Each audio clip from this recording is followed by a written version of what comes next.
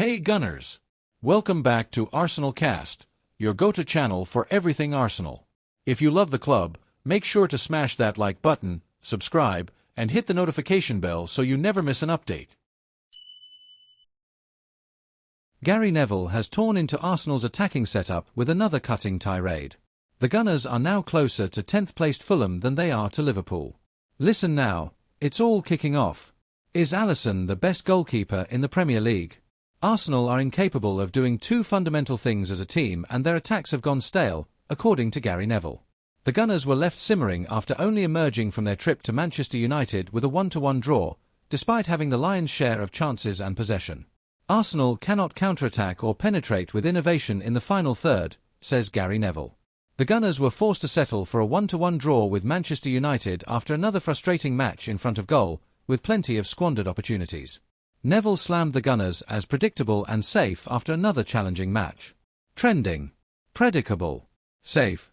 They're doing a good job at times, but they need players who can interact with each other and quicken up play in the final third. That's what top players do. Liverpool are better in the final third than them, and the attacking metrics show that. Arsenal are very good defensively, even though I thought United had 3 or 4 big chances in the second half, but they still only conceded 1 goal through their goalkeeper and back four. Arsenal were the toast of Europe just 5 days earlier as they romped to a 7-1 win over PSV in Eindhoven in the Champions League. That was the most Arsenal had scored in a match since their 7-3 win victory over Newcastle in December 2012, and afterwards, pundits felt they had turned a corner. Do they need a striker? I'm not so quite sure, Theo Walcott purred on TNT Sports. Daniel Sturridge chimed in, "We talked about PSV giving it a go, but Arsenal were like, we're putting these to bed, it's time to go to sleep. They had that killer instinct, weren't showboating or overly confident. Their dull showing comes after their 7-1 smashing of PSV, which many saw as a turning point." Neville says this season is a problem for Arsenal because they should have challenged more. They were fluid, created so many chances, it was a professional performances. That night was pitched as a turning point after Arsenal had gone 2 games without scoring and Arteta saw it as such. It's obviously given us a lot of joy, confidence and belief. In football, it's not what we did 3 days ago or today, it's going to be what we do tomorrow, he said. However, Arsenal are now facing the same questions over their attack with Bukayo Saka, Kai Havertz and Gabriel Jesus all out injured. This is not the first time Neville has ripped into them. Just last month, after they lost 1-0 at home to West Ham, he said, "Arsenal have become quite rigid, quite turgid to watch at times. This obsession with set pieces overtaking the whole game, exacerbated by the presence of the set-piece coach, Nicolas Jova, on the touchline, and it puts more focus on set pieces. And it's like, no, I think the freedom has gone a little bit from them."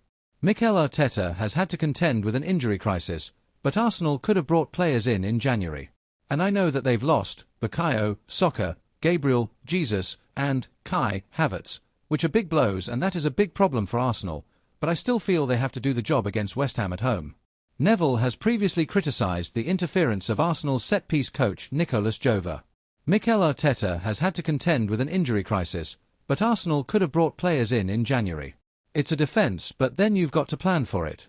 I know they didn't want to do business in the January transfer window. They thought there wasn't quite the value in the market, or they couldn't get the player that would come in and impact them. But they have left themselves short, there's no doubt about that, and they've fallen short. Even without players you've mentioned, they still have to do that job.